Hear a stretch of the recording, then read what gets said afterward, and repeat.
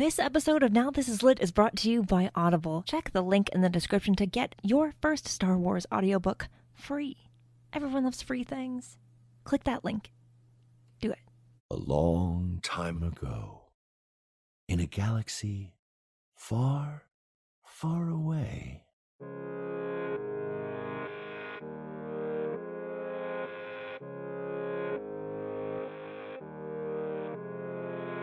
You're listening to Now This Is Lit, a podcast about Star Wars books, the people who make them, and the readers who just can't get enough of them. I'm your host, Meg Dowell. I use she, her pronouns. And yes, the voice you just heard at the beginning of this episode was not me saying the thing. It was, in fact, Marc Thompson. Not a recording of Marc Thompson. Okay, well, technically it was a recording. It was not, I did not take a recording that Marc Thompson had already done and put it in that spot in the episode. Marc Thompson got on a call with me and said the thing. I mean, we talked about other things too, which you'll hear in a minute, but yeah, that happened. I'm so excited. I'm a nerd and I'm never gonna be sorry about it.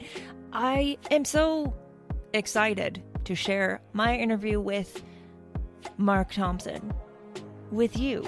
You've heard his voice many times before, I'm sure, and now you get to hear it again. So enjoy that. I sure did.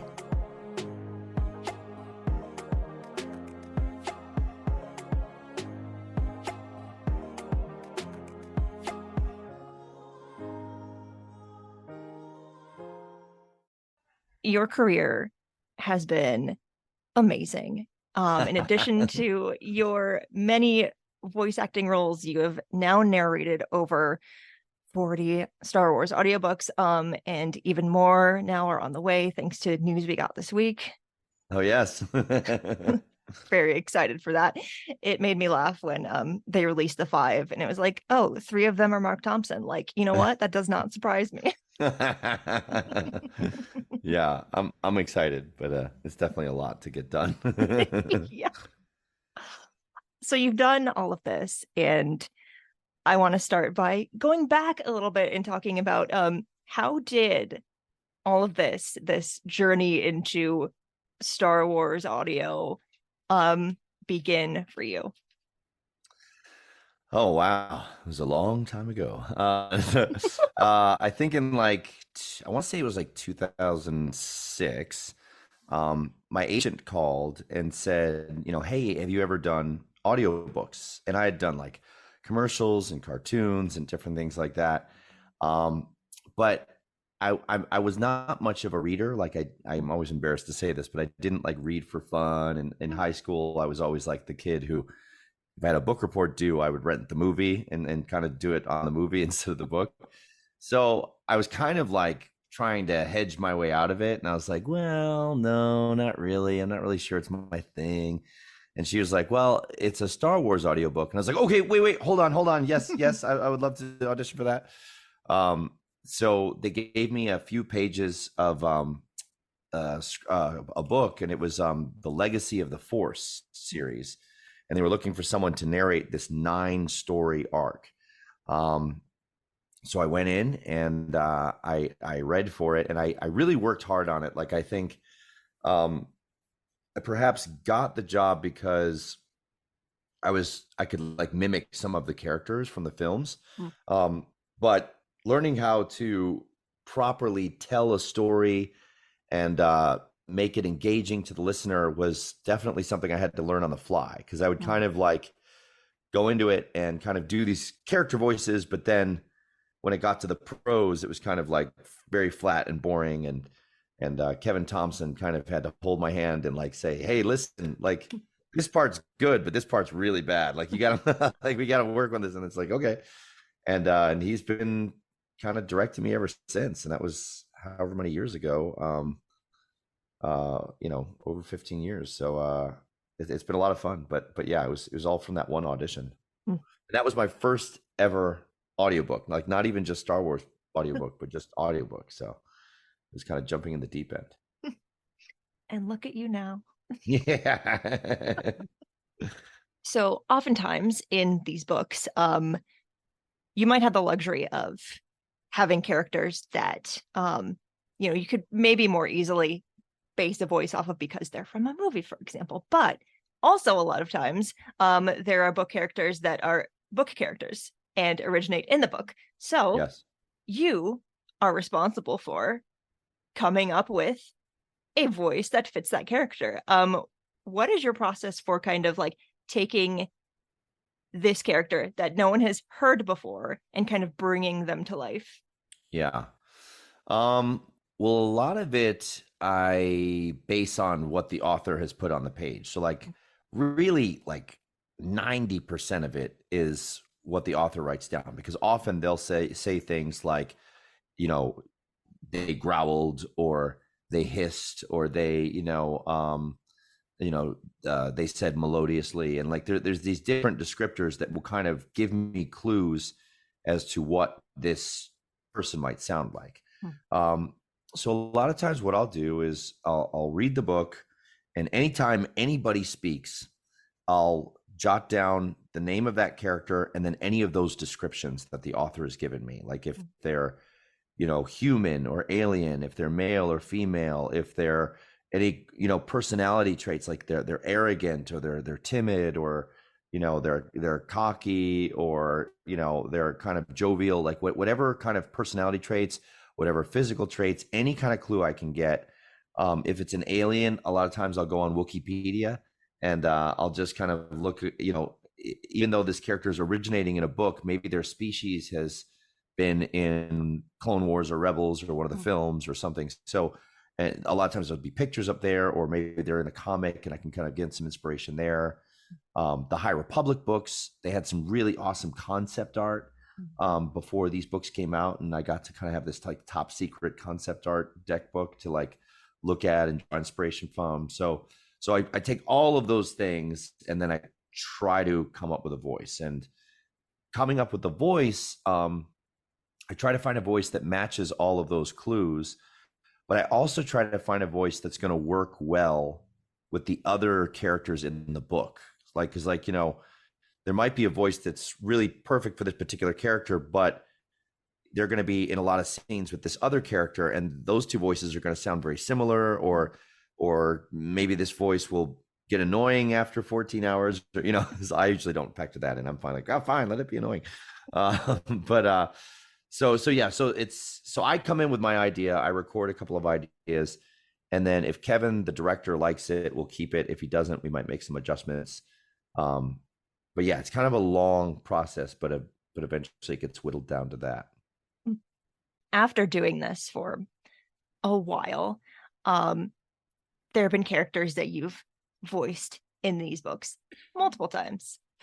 Are there characters specifically that just like, when you know that you have to narrate them, do they just come right back to you? Yeah. And it's not the case for everybody. Like there's some people I have to kind of I'll record samples on my phone, and sometimes I have to kind of like re-listen to them over and over again to kind of get back in the mood. And even like sometimes into like day or two or day three, I'm still kind of referring to that reference. But there's other characters that they kind of just live with me now. So like Han and Leia and Luke are kind of just a part of me because of, watching the movie so many times growing up and just, being in there. I've come to kind of get to know Thrawn pretty well now. He can be challenging just because I can get maybe super quiet and kind of, hushed. But that can sometimes be hard in the mix. So like a lot of times Kevin and I have a tug of war with that of like, we trying to find that character, but then making sure it's not too soft where they have to like, edit things out and stuff like that. Admiral Akbar is another one. Yoda, do or do not. There's no try. Like I just kind of, I'm a massive fan of him. So that kind of sticks with me. So there's certain ones that I can just lock back into. And there's other ones I have to kind of refer to the references a bunch of times. I'm sure you've been asked this before, and this is not on my list of pre-approved questions, but we're just going to go with it anyway. Yeah. So are you used to by now listening to yourself? Ooh, that's a good question. Yes and no. Like, I think um, definitely for the books, a lot of times we have to go back and do fixes, or like a lot of times I'll say the incorrect word, or I'll invert some words. And so I end up listening back to those portions of the book. And then anytime I'm preparing a book, if it's a continuation of a story, I'll go back and listen to samples of what I did in the previous one to make sure the character is consistent in the next one. So in that sense, I do it enough now that I guess I'm used to it, but it does always feel a little weird. And like, there's like, like a lot of times I'll listen to be like, man, I wish I could redo that scene, or, I would have, but then there's other times where I'm like the music and the sound effects just add so much. So then it's like, sometimes I get like, I'm just trying to get like one sentence from one character, but I'll like stop and listen for a while. Like, oh, this is pretty cool, because it's just, because it doesn't sound like you when they add in the music and the lightsabers and the explosions. It sounds like a movie, and so it doesn't, so that you kind of lose track of that it's you doing it, and you get kind of lost in the soundscape. And it's why I recommend the Star Wars audiobooks to a lot of people, because the collective work that goes into them is really something special, and it's not something that happens on a lot of audiobooks. So it's they're really worth checking out if you've not checked them out before, to any of your listeners. They really should. And I am planning a companion to this episode that's going to like highlight some of the best Star Wars audiobooks that have ever been, because there have been so many good ones. And and they're making more now. They're going back to some Legends books that didn't get full recordings or didn't get them at all, and finally getting those, which I think is so fun. Because it's not just you're getting the books again, it's you're also getting them, experiencing them in a different way. And I think that's fun. And audio is such a different medium and such a unique medium in Star Wars books, especially because you get not just the narration, not just the voices, but you get the music, the sound effects. And like, it throws me sometimes when I go listen to a book that's not Star Wars. I'm like, it's just talking, which is still great. Still amazing. But right. Star Wars just goes extra with it. And no, totally. It's awesome. Yeah. Thinking back, we kind of talked about this already. From your first ever Star Wars audiobook to your most recent one, what's something that you think you have learned? It is kind of what I was saying earlier. Like, I feel like I've learned, or learning, and still trying to improve in it, but I feel like I've learned to make the prose more engaging.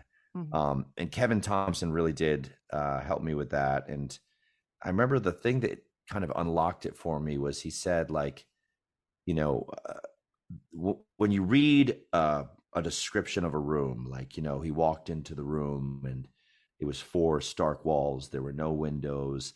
There was one cot and a laser,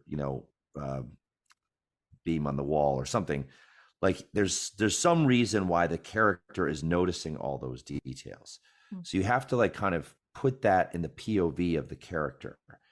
And it was almost like an inner monologue of what they're thinking. So once I kind of thought of it that way, that not that this is just like stage directions, or that this is just, filler before we get to the actual scene of the dialogue, but rather this was like their inner monologue, and like all these details mean something to the characters. That really helped me unlock it. So I keep trying to remember that and stay in that. I think now I'm trying to learn how to keep my focus, because it's a really long time to be in the story. And like like another friend of mine who's an actor, voice actor, director, he gave me some great advice to just slow down a little bit, because sometimes like I'm trying to kind of read it at the speed at which people talk, or read it at the speed at which people read, and but I would end up tripping over words or missing the sense of a sentence and not really putting the emphasis in the right place. And just the act of like just slowing down ever so slightly gives my brain time to catch up, and then make sure that I'm really continuing with the flow. And now, just because I'm thinking of it, I'll say one more thing. But like another thing that I'm trying to get better at is, I think sometimes I can be a perfectionist in the booth, and I can like over obsess over a particular line reading or the way that something should be said. And sometimes I have to let go of that, because if I keep starting and stopping, then you lose the thread of what the story is, and you lose the thread of what's important in that paragraph or what's important in that chapter. And so sometimes I have to like trust a little bit more that it's going to make sense, and kind of get more into like a flow state, and more into, instead of stopping every other sentence, like really just trusting that it's starting to make sense. And then, and obviously like sometimes you do just have to stop and do it again. But like as much as you can get into a flow, it helps the overall story much more if I can kind of stay in it, instead of having to like, no, it needs to be this exact way, because then that you might get that one sentence a little bit better, but then you lose the overall through line of everything, because your brain can't remember the overall story, because you get so caught up in this little moment, so. Yeah, I read scripts for this podcast every once in a while, and sometimes I will record a line and I'm like, I don't like it, and I'll do it again. Maybe I'll do it another time.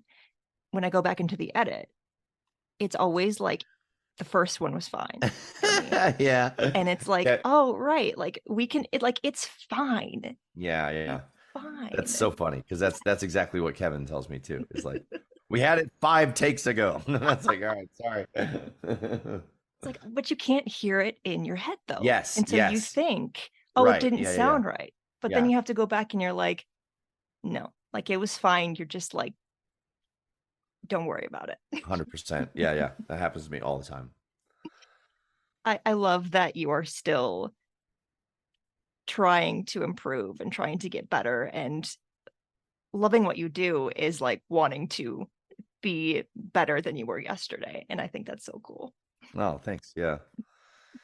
No, totally. Like it's that weird balance, because I don't want to ever get to a point where I go to the other extreme, where it's like, it's fine, it's okay, and not trying my best, Right. So, but then on the other hand, if I get too obsessive and too perfectionist, then it is kind of wasting everybody's time. And when you did have a good take, earlier on, or you get too in your head, it's like that whole, they say it's the paralysis of analysis or whatever. So. I have one more thing to ask you. Yes. And you can say no. I will not be offended. Okay. So at the beginning of every episode of the show, to sort of honor Star Wars and to honor the Star Wars audiobooks, I have a recording of me saying a long time ago in a galaxy far, far away. Oh, it's neat. Great. It's at the beginning of every episode. People think it's fine. I have you here. Oh, yeah. Sitting in front of me. And yeah. I'm wondering if maybe you would like to have a recording of you saying a long time ago in a galaxy far, far away at the beginning of this episode. No, if you totally, would like. Yeah. Absolutely. No, it's funny because I keep talking about Kevin, because he directs a lot of most of the Star Wars audiobooks for Del Rey and Penguin Random House, but he obsessed over what the proper kind of cadence or what that should be, because he wanted to kind of make it like the title sequence of a TV show, where it would be like pretty similar all the way. So this is kind of what we've ended up settling on. But yeah, it goes a long time ago, in a galaxy far, far away. The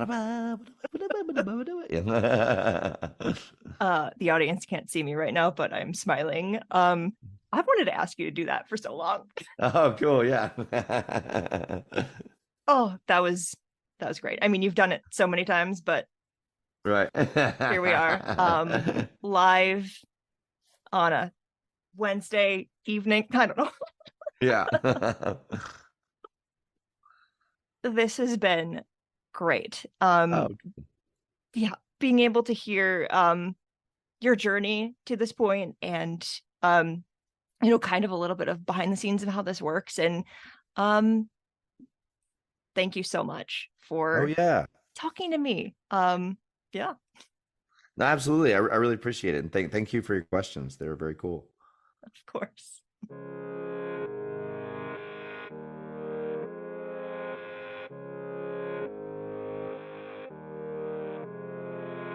Now This Is Lit is part of the Faraway Fandom Network.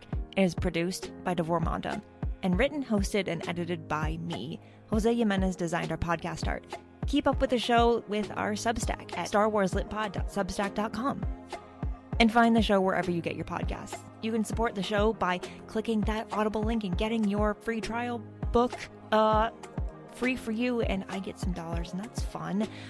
There are also bookshop.org links all throughout the various episodes in this feed that you can click on and get books through my affiliate links, and that's also super fun. And I'm trying to come up with more ways where you can support the show with your dollars if you want to. You never have to, but wouldn't it be fun if you could? Substack also has a paid tier. It is nothing on there you need to pay for. It's all free. But if you want to support the show, you can pay for a subscription. Don't have to, but you can. I'm going to stop talking about money and tell you that if you want to find more book reviews and Star Wars Book Celebration, you can follow Star Wars Book Reviews on Instagram, because that's fun too. Because now there are 7,000 of you over there. I don't know why you keep following me, but keep doing that because it's fun. Does it pay me anything? Not anymore. Thank you, Meta. Okay, I gotta stop recording.